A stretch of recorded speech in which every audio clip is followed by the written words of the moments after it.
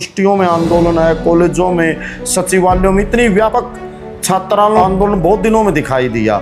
इसके प्रति आपकी क्या राय है, क्या समझदारी है? जो व्यवस्था का एक पूरा चक्कर है, उसके कारण से ये लोग बच्चों में गुस्सा बढ़ा। वो जंतर मंतर पर आए, इकट्ठे हुए, 1 महीने के लगभग उनका एक धरना प्रदर्शन चला और उसके बाद जो सरकारों ने एक्शन लिए हैं वो बहुत ही नाजायज थे एक तरह से। जो पेपर लीक का इतना बड़ा रैकेट और सरगना पनपते कैसे हैं ये? के मन में कोई डर नहीं होता कि जी? एक तो हमारे जो राजनीतिक लोग हैं वो ये मान बैठे हैं कि मर्द सियाना और समझदार बुद्धिजीवी और कोई नहीं है। अब शिक्षाविदों की कहीं कुछ नहीं है, जिसकी वजह से बड़ी खामियां आ रही हैं और लगातार ये खामियां बनी रहेंगी। तो एक हाथी का सिर काट लिया और उसको गणेश के प्रतिस्थापित कर दिया गया है।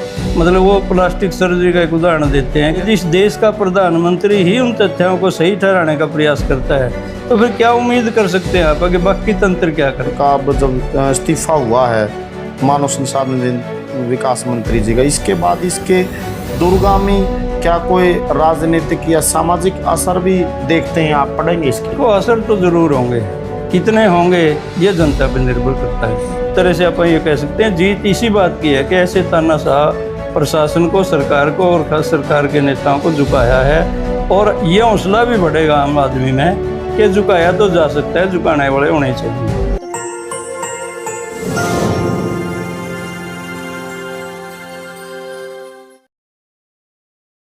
नमस्कार दोस्तों, मैं कुलदीप सिंह आपका स्वागत करता हूं।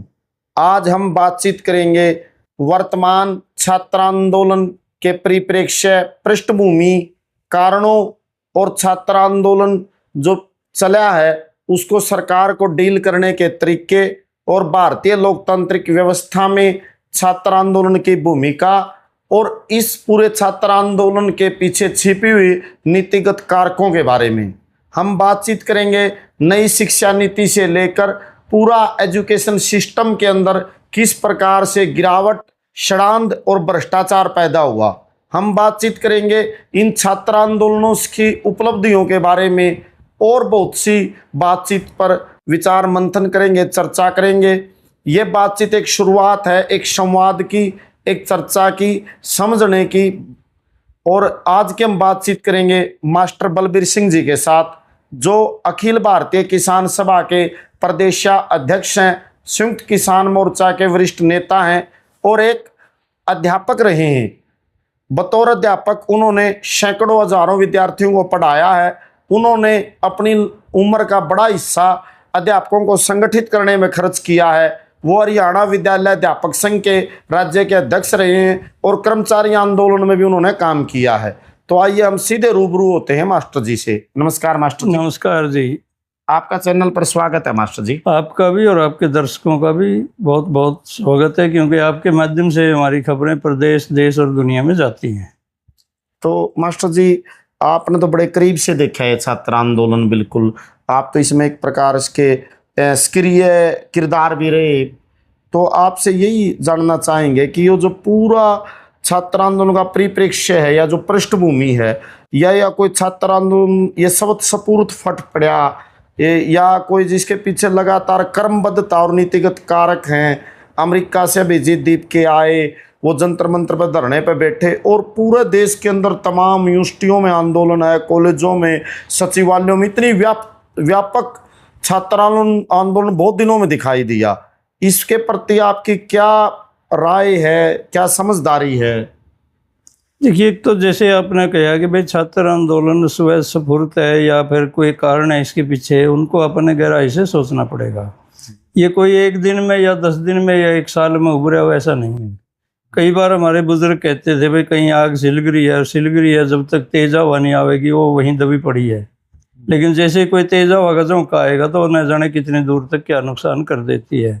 ठीक इसी तरह वर्षों से ये जो पीड़ा थी विद्यार्थियों की, बार बार फीस बढ़ोतरी है, निजीकरण है, या फिर जैसे भी सरकारी यूनिवर्सिटी कॉलेजों में भी पेड सीटें का आना, ये एक गुस्सा था खासकर विद्यार्थियों में कि इस तरह की घटना। और फिर 152 पेपर लीक हुए हैं पिछले 12 साल में, 150 से ज़्यादा। मतलब ये एक गुस्सा धीरे धीरे था, लेकिन अभी उसने हवा का तेज झोंका गया। नीट की परीक्षा जो हुई उसका पेपर लीक, क्योंकि बहुत खर्चीला सिस्टम है नीट वाला। लगभग लाखों लाख बच्चे हर जगह, कहीं मतलब कोचिंग सेंटर पे हैं, कहीं लाइब्रेरी में हैं, कहीं और जगह है। मतलब बहुत महंगी शिक्षा एक तरह से होगी, और बार बार परीक्षाओं का रद्द होना उन बच्चों को ये हो गया कि हम कभी भी ये परीक्षाएं पास नहीं कर पाएंगे। क्योंकि जब लीक होता है जिसके पीछे कोई आर्थिक तंत्र होता है, बहुत बड़ा पैसा का खेल होता है। और जो लीक करते हैं वो कोई यूँ नहीं है कि लाखों में पैसे कमाते हैं, वो करोड़ों में कमाते हैं, सैकड़ों करोड़ों में भी पैसे कमाते हैं। तो वो सारा बच्चों के सामने एक दृश्य धीरे धीरे खुल के परदर पर तैरी थी चीज़ें, और वो गुस्सा पनप रहा था अंदर अंदर। ये मतलब जैसे आपने कहा भाई दीप के आ गया, या फिर कोई और साथी, या हमारे वांगचुक जी अनशन पे बैठ गए, ये है एक महत्वपूर्ण बात। तो लेकिन केवल ये नहीं था कि भाई उनके कहने से ही लोग आए हों। लोग व्यक्तिगत तौर पे दुखी थे, और उनने सारी बंधनों को तोड़कर आर्थिक बंधन को भी तोड़ा। भूखे तशे भी यहाँ रहे हैं। ऐसे बच्चे भी बहुत आए हैं जिनकी पारिवारिक पृष्ठभूमि राजनीतिक तौर पे आज राज सत्ता में बैठे लोगों के थे, उनके बच्चे भी आए। घर से बगावत करके बहुत सारे बच्चे आए। बहुत सारे अभिभावक इस बात से नाराज थे कि मेरा बेटा या मेरी बेटी क्यों चली गई, लेकिन वो अपने भविष्य के प्रति इतने जागरूक और सचेत थे, उन्होंने ये सोचा कि अब परिवार को भी बाद में संभालेंगे, पहला हमें इस देश की व्यवस्था को संभालें। और ये जो व्यवस्था का एक पूरा चक्कर है, उसके कारण से ये लोग, बच्चों में गुस्सा बढ़ा। वो जंतर मंतर पर आए, इकट्ठे हुए। 1 महीने के लगभग उनका एक धरना प्रदर्शन चला, और उसके बाद जो सरकारों ने एक्शन लिए हैं वो बहुत ही नाजायज़ थे एक तरह से। लोकतंत्र का तो कहीं नामो निशान नहीं दिखा। बहुत लोकतांत्रिक तरीका अपनाया गया जिसका बड़ा प्रभाव देखा है जो पिछले 20 तारीख या 20 से एक आध दिन पहले भी, और 20 के बाद तो बहुत ही बुरी स्थिति देखी है। ऐसे बच्चों को पीटना, रास्ते में चलती हुई लड़कियों को खोद मार देना, उनके गुप्त अंगों पर, या फिर ऐसे मतलब हरकत करना जिससे वो हरकत करने वालों के परिवार में कोई माँ बहन बेटी ही नहीं है, वो आचरण और गुस्सा का कारण बना। और सामाजिक लोगों ने भी जो देखा, हम आपने और मैंने या किसी और ने, उनमें भी एक भावना यह आई कि भाई अब तो कुछ नहीं जीना रहा, ये तो बहुत बड़ा जुल्म हो गया हमारे बच्चों के साथ। बेटियों को घसीट रहे हैं, पुरुष कर्मचारी हैं या फिर वो कोई आरएसएस के गुंडा तत्व हैं, वो घसीट रहे हैं, उनके अंगों को इस तरह से टच कर रहे हैं कि जैसे वो जानबूझकर कोई मस्ता हुआ लोग करते हैं। तो गुस्सा आम जनता में भी पनपा, और इस गुस्सा का परिणति ये हुई, सरकार ने झुकना पड़ा। जो अपने आप को बहुत बड़े तानाशाह मानते हैं, उन्हें घुटने टेकने पड़े। और ये विद्यार्थियों की जीत है, समाज की, लोकतंत्र की, सबकी जीत है कि सरकार झुकी। मंत्री का इस्तीफा हुआ, लेकिन मंत्री के इस्तीफा से ही सारी व्यवस्थाएं सुधर जाएंगी, ऐसे कोई बहुत कम संभावना है।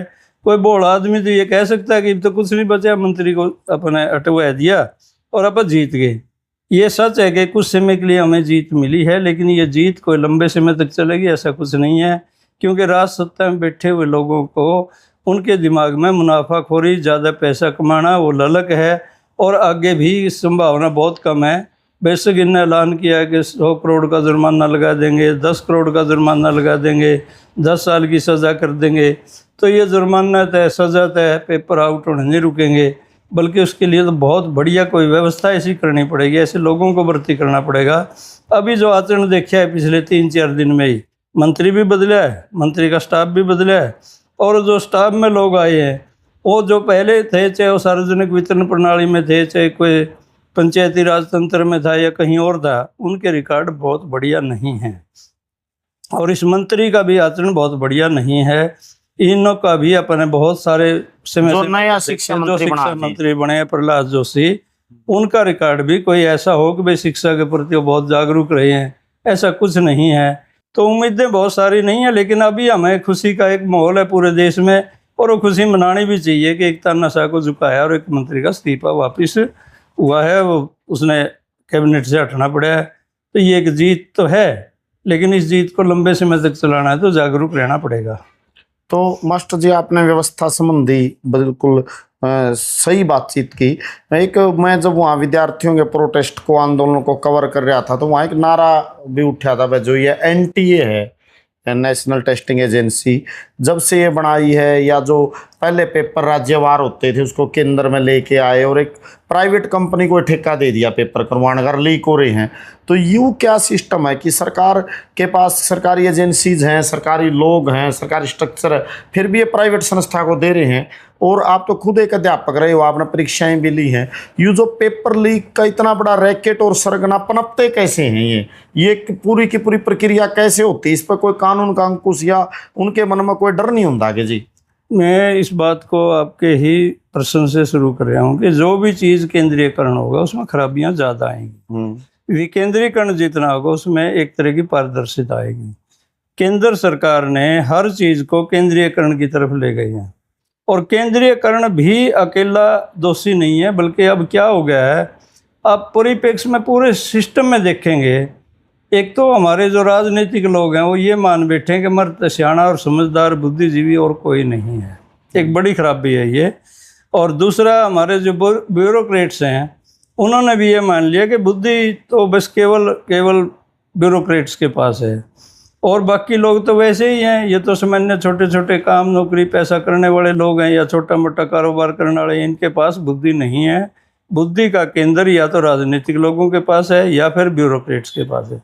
यहीं आकर सारा सिस्टम में खराबियाँ आती हैं। चाहे आप एनटीए की बात करें या किसी और परीक्षा की बात करें, जो भी चीज़ें हैं, एक सिस्टम था जिस सिस्टम में हम खुद पढ़े हैं, कुछ समय तक पढ़ाया भी है, फिर वो दूषित होता वो भी हमारे सामने हुआ है। उसमें शिक्षाविद ही शिक्षा के निर्णय लेते थे। एनसीएफ 2005 बड़े विद्वान और वैज्ञानिक लोगों ने तैयार किया था, जिसमें शिक्षा का एक वैज्ञानिक दृष्टिकोण विकसित करने की बात थी। सब लोगों को वैज्ञानिक और तर्कशील शिक्षा, तथ्यों के आधार पर मिलने वाली शिक्षा की व्यवस्था थी। और पूरे देश के लिए, खासकर जो साइंस के विषय हैं या फिर जैसे ज्योग्राफी के विषय हैं, जिनका एक तरह से बहुत अच्छा सिलेबस, चाहे वो इतिहास का विषय है, और लैंग्वेज में भी एक काफ़ी सुधार, और कुछ क्षेत्रों को ये छोड़ दिया कि हम 80% तो लेंगे, सारा देश के लिए एक जैसा सिस्टम हर सिलेबस में, 20% राज्यों के हवाले छोड़ दिया जाएगा। तो उसमें सेंट्रलाइज होते हुए भी डिसेंट्रलाइजेशन का एक स्कोप था, जो अब नई शिक्षा नीति में वो स्कोप भी खत्म हो गया। उसके प्रति भी जो जागरूक लोग हैं उनको पता है कि अब शिक्षा ही नहीं रही, अब तो केवल एक व्यापार हो गया ये, ना कोई नीति रही है, ना ही कोई व्यवस्था रही है, केवल बड़े राजनीतिक लोगों को ये हो गया। अब ये सोचते होंगे कि धर्मेंद्र प्रधान चला गया, प्रहलाद जोशी आएंगे, वो बहुत बड़ा बदलाव कोई कर देंगे, क्योंकि उसके साथ जो ब्यूरोक्रेट्स हैं वो भी ये समझते हैं कि हम बहुत कुछ जानते हैं।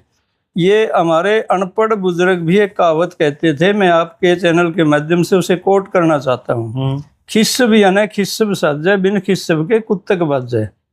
यानी वो ये कहते थे, जे आड़ी अड़ बह सके, पाली अड़ नहीं बह सकता, और आड़ी मैस नहीं रह सकता, डंगर नहीं रह सकता, क्योंकि उसका वो तजर्बा नहीं है। उनके सारे टांग तोड़ देगा लठ मर गए, और आड़ी बड़दा ने फेड़ देगा, जे पाली ने आड़ पकड़ा दिया, फाड़ी लग। तो ये अनपढ़ लोगों की बनाई जो बात है, उस पर सोचने की जरूरत है कि शिक्षा में सुधार कौन कर सकता है? ब्यूरोक्रेट्स नहीं कर सकते, राजनीतिक लोग नहीं कर सकते, शिक्षाविद कर सकते हैं। अब शिक्षाविदों की कहीं पूछ नहीं है, जिसकी वजह से बड़ी खामियां आ रही हैं, और लगातार ये खामियां बनी रहेंगी। आपने बिल्कुल साधारण ढंग से सही समझा मास्टर जी। और अब बात थोड़ी आपने नई शिक्षा नीति की खामियों की भी कही। जो शिक्षा की नीति का निर्धारण है मास्टर जी, इसमें एक तत्व और महत्वपूर्ण है, जिस पर विद्यार्थियों ने आरोप लगाए हैं कि पिछले दिनों शिक्षा का बड़े पैमाने पर सांप्रदायिकरण किया गया है, और एक जहर लोग विद्यार्थियों के दिमाग में पैदा करने की कोशिश की। इतिहास को नए ढंग से गढ़ा गया, और ये दिखाने की कोशिश की गई जैसे एक धर्म विशेष अल्पसंख्यकों को टारगेट किया गया, जैसे मुसलमानों का इतिहास से बाहर निकाल रहे हैं भाई, मुगलों को सिलेबस से हटा दिया, कुछ नाम चेंज कर दिए शहरों के, या हर ढंग से जैसे कि नफरत हिंदू वर्सेस मुसलमान खड़े की जाए। इस तरह का भी एक सांप्रदायिकरण, या इसी की संगति में एक चीज़ और करेगी, जैसे अविज्ञान, पोंगा पंथ, ज्योतिष जैसे सब्जेक्ट ले आए, बनारस विश्वविद्यालय या दूसरे विश्वविद्यालयों में इस तरह के कर्मकांड, ऐसी बातें हो रही है जो खुद गैर वैज्ञानिक और गैर शैक्षिक होनी चाहिए थी। और मतलब एक प्रकार के बाबे भी कई जगह अनुसंधानों में, यूनिवर्सिटियों में प्रवचन दे रहे हैं। ये जो प्रक्रिया चली है, इसको आप किस नज़र से देखते हैं जी? देखिए, मैंने अभी आपसे बात करते हुए बोला था कि एनसीएफ 2005 जो तैयार किया था वो बड़े विद्वान लोगों ने, शिक्षाविदों ने तैयार किया था, और उसका पहला तथ्य यही था, शिक्षा वैज्ञानिक दृष्टिकोण की। वो एक बात। दूसरी, शिक्षा आप उस शिक्षा को मानेंगे, उस चीज़ को माने केवल अक्षर लिखना ज्ञान नहीं है, लिपि ही अकेला ज्ञान नहीं है, बल्कि शिक्षा इंसान में कुछ इंसानियत के गुण पैदा करेगी। और वो गुण कौन से पैदा होने चाहिए? सबसे पहला गुण उसमें ये होना चाहिए कि जो लिंग भेद है, शिक्षा उसे मिटेगी। जे लिंग भेद को शिक्षा नहीं मिटाती है तो फिर वो शिक्षा नहीं है, बल्कि वो तो व्यापार है एक तरह का। तो क्या, क्योंकि बायोलॉजिकल कुछ 19-21 अंतर हो सकते हैं ना, तो महिला में और पुरुष में कोई बड़ा अंतर नहीं है, उनमें दोनों बुद्धि एक दूसरे के बराबर है, उनको बराबर के अवसर मिलने चाहिए, तब आप मानेंगे कि शिक्षा अपना उद्देश्य पूरा कर रही है।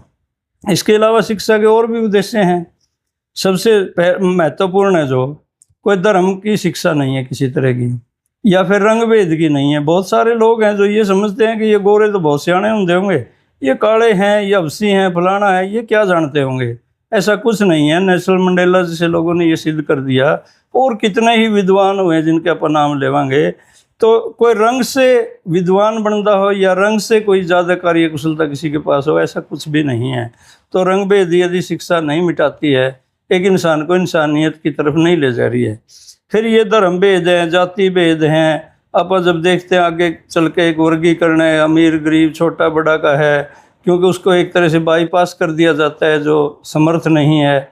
और असमर्थ लोग अपने आप को बहुत ज़्यादा समर्थ मानने लग गए।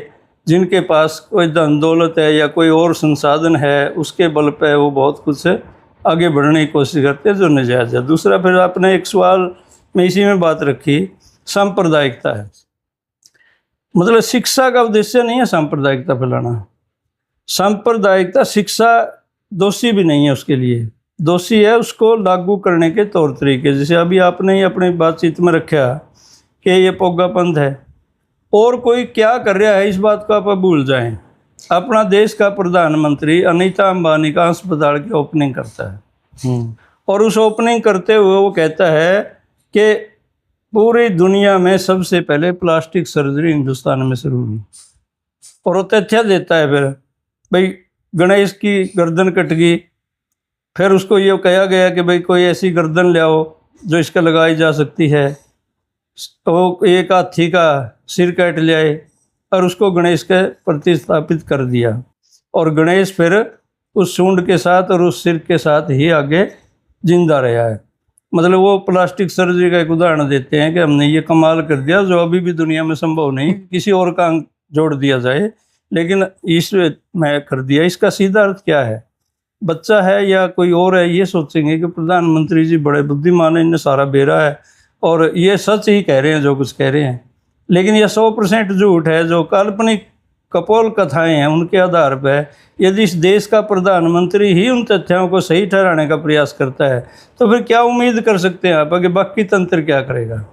इसके अलावा जो अब आपने ही कहा कि भाई इतिहास को ही बदलने के प्रयास हैं, अनेक ऐसे तथ्य ले आए गए हैं जो सही नहीं हैं, और उनको ये कह के मोड़ दिया कि ये या तो मुस्लिमों को लिखे हुए तथ्य थे या फिर वामपंथियों के लिखे हुए तथ्य थे। जो असली चीज़ें हैं उनको मिटा के नकली चीज़ों को खड़ा करने का एक बड़ा प्रयास है। लेकिन इस देश की जनता बहुत जागरूक है। वो विद्यार्थियों ने एक बीड़ा उठाया, अभी आने वाले समय में हम अभिभावक भी उस बीड़ा को उठाएंगे और उसमें शामिल होंगे। हम ये समझते हैं कि यदि सांप्रदायिकता को शिक्षा में शामिल किया जाएगा तो फिर देश का विनाश होगा, विकास नहीं होगा। दूसरा, यदि हमारी शिक्षा उद्देश्य पूरे नहीं कर रही और वो विकास विज्ञान के साथ विकास नहीं कर रही तो वह शिक्षा किसी काम की नहीं है। तो शिक्षा को इस तरह से फ्री कर देना और इसमें अनावश्यक दखल देना ये बहुत ही खतरनाक है। शिक्षा को तो एक बेहतर वैज्ञानिकों के आधार पर या फिर हमारे शिक्षाविदों के आधार पर जो सिलेबस तय होते हैं वो सिलेबस बच्चों में जाएं और बच्चों में बचपन से ही वैज्ञानिक गुणों को परखते हुए उनको आगे बढ़ने के अवसर दिए जाएं। आपने बिल्कुल बेहतरीन बताया मास्टर जी। अब एक सवाल और उठा, जो इस पूरा आंदोलन जब शुरू हुआ और जब देखा, और आपने अपनी बातचीत में भी जिक्र कराया जी, जो दमन है अर्धसैन्य बलों द्वारा, दिल्ली पुलिस द्वारा, जो सीधे केंद्रीय गृह मंत्रालय के अधीन अमित शाह जी के अंडर है, उस पुलिस ने इस ढंग से विद्यार्थियों को पीटा कि जैसे कोई औपनिवेशिक सरकार, जैसे पहले अंग्रेज भारतीयों को पीटते थे, मतलब उसमें किसी भी प्रकार की कोई संवेदनशीलता नहीं और संवाद भी नहीं। जैसे सरकार की तरफ से न्योता भी बातचीत का कब आया, जब मतलब काफ़ी दिन हो गए, मतलब 16-16 दिन 20-20 दिन से लड़कियां भूख हड़ताल पे हैं, एक देश के बड़े पर्यावरणविद भी भूख हड़ताल पे हैं, लेकिन एक निरंतर उनके प्रति मतलब उनको नकारना और फिर इतने बुरी तरह पीटना। और खुद देखा मास्टर जी, बल्कि मैं वीडियो रिकॉर्ड भी करके ले आए कि खुद पुलिस ही रोड़े पत्थर मंगा लेती है ट्रक भर भर का, और मतलब एक प्रकार से इनको मारना है। ये क्या भारतीय लोकतांत्रिक व्यवस्था का हिस्सा है, या जिस भारतीय संविधान के तहत पूरा देश शासित है उसमें इसके लिए क्या जगह है, या सिविल वर्दी में पुलिस वाले पीट रहे हैं?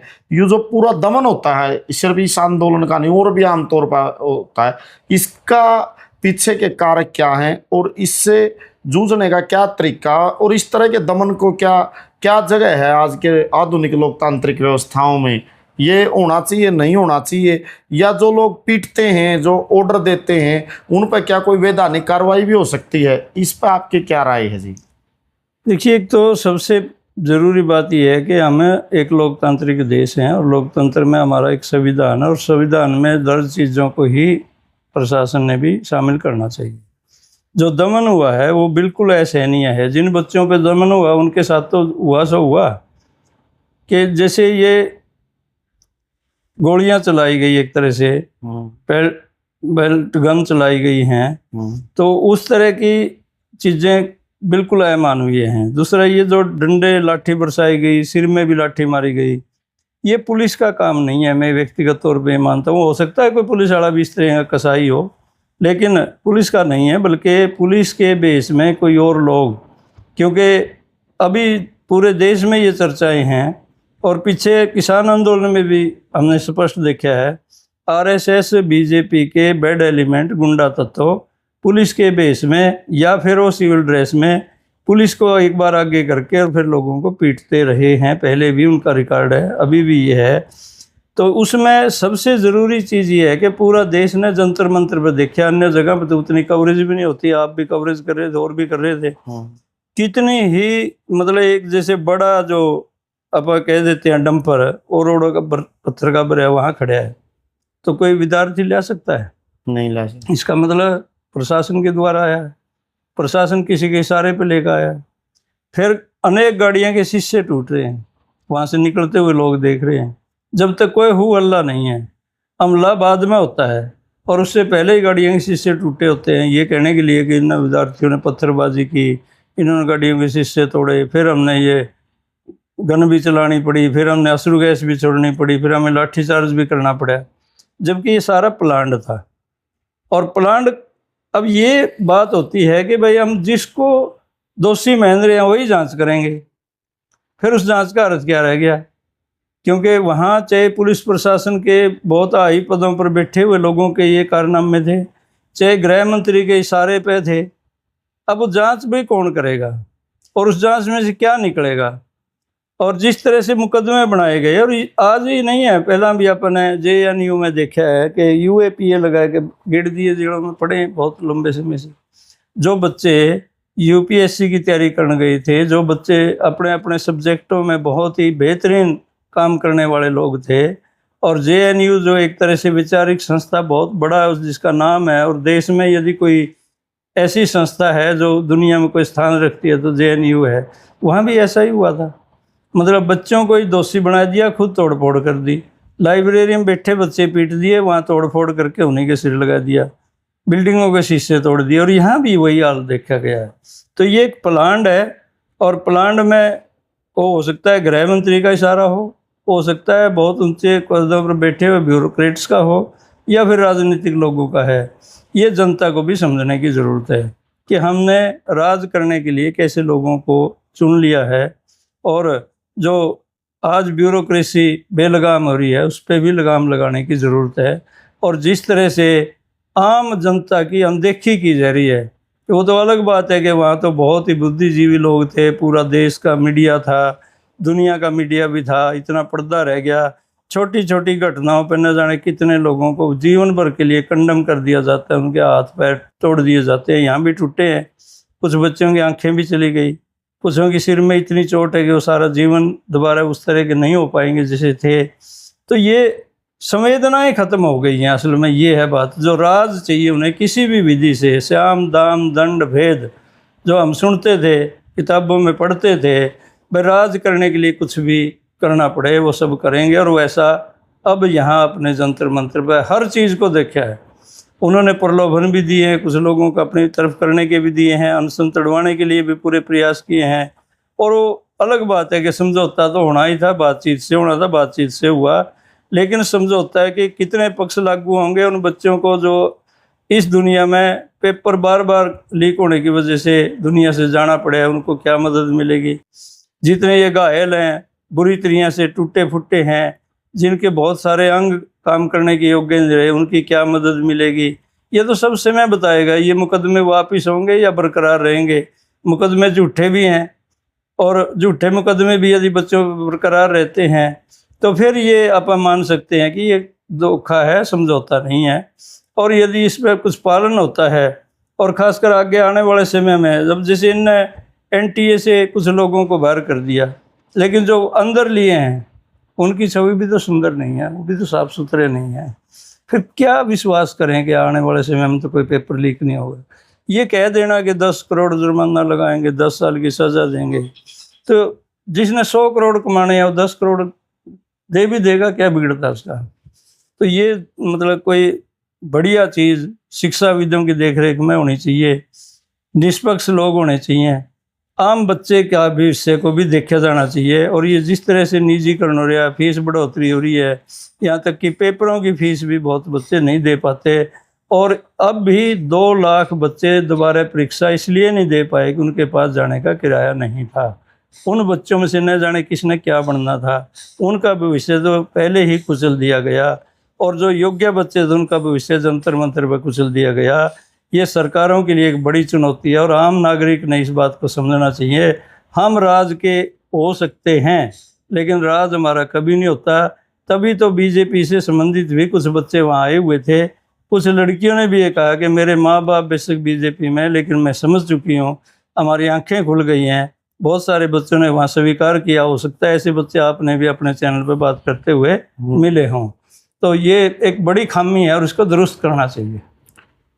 तो मास्टर जी, जो इस आंदोलन का अब जब इस्तीफा हुआ है मानव संसाधन विकास मंत्री जी का, इसके बाद इसके दूरगामी क्या कोई राजनीतिक या सामाजिक असर भी देखते हैं आप, पड़ेंगे इसके? देखो, असर तो जरूर होंगे, कितने होंगे ये जनता पे निर्भर करता है। सरकार तो ये चाहेगी कि हमने समेट दिया सारा, हमने एक मंत्री को हटा दिया, दूसरे मंत्री को चार्ज दे दिया, लेकिन उसका चरित्र क्या रहेगा, आने वाले समय में उनकी कार्य प्रणाली क्या रहेगी, ये वाच करना देखना जनता का काम है। और जनता ने सचेत रहेगा, इसको देखना चाहिए। यदि उनका आचरण में कोई परिवर्तन नहीं है तो फिर केवल पद बदलने से क्या होगा। और दूरगामी परिणामों की जहाँ तक आप बात कर रहे हो, उम्मीदें नहीं है इनसे ऐसी, क्योंकि कोई वैज्ञानिक या शिक्षाविद तो इस शिक्षा में शामिल नहीं है ना। सरकार से तो नहीं उम्मीदें, जैसे आंदोलन नहीं हुआ जी, इस आंदोलन के भी कोई रचनात्मक असर पड़ेंगे? आंदोलन के बहुत ज़्यादा रचनात्मक असर पड़े हैं। लोगों ने ये हुआ कि पहले ये कहते थे मोदी है तो मुमकिन है, मोदी झुक नहीं सकता। किसान आंदोलन में मोदी झुका, विद्यार्थी आंदोलन में मोदी झुका। माननीय राजनीत सिंह जी ने तो बयान दिया कि हमारे यहाँ इस्तीफे नहीं होते। मतलब वो कितना बड़ा घोटाला करो, और उन्होंने किया भी ऐसा।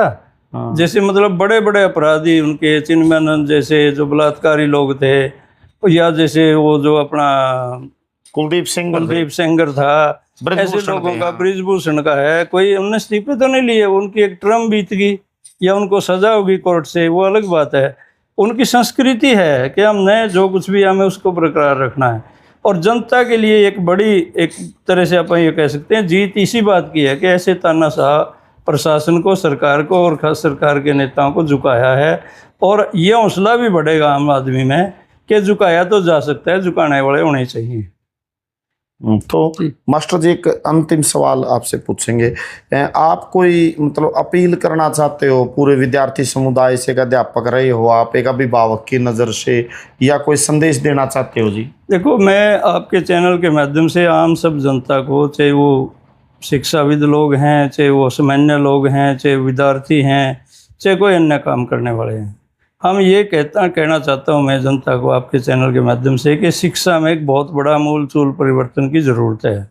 शिक्षा सबको एक जैसी मिले, ये बहुत ज़रूरी है।